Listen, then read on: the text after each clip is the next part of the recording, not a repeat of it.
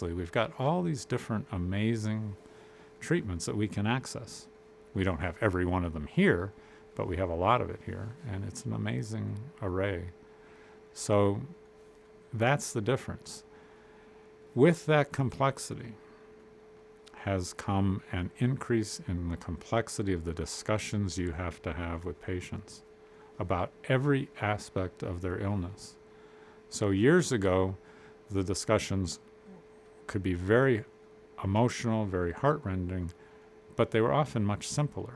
It was, which of these simple treatments are you going to take? And if you're talking about advanced cancer, it was going to be, okay, are you going to take one of these chemotherapy treatments that are really pretty harsh? We don't have good anti-nausea medicines. You're going to be really sick. Or are you going to go for comfort care, for hospice? And the hospice movement was developing at that time. Now we've got this gray zone that can extend for years and years of patients' lives. And so we have all this technology, all this gray zone, all these discussions to have with people. We have the same 20 minutes.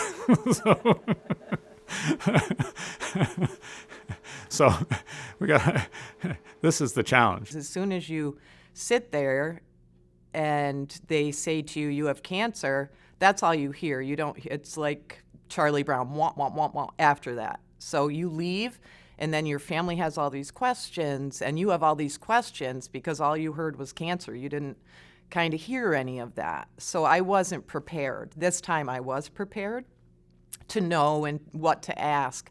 But at the beginning, I had no idea. Sometimes those communications can be difficult and scary. We can have our personal feelings mixed in, and it can be hard to separate those personal feelings sometimes with the people in front of you, whether that be coworkers or whether that be patients. A lot of physicians have gone to medical school to focus on the details of providing the best medical care, but sometimes what gets lost is what the patient preference is. When we started talking with SpeakSooner, it was immediate.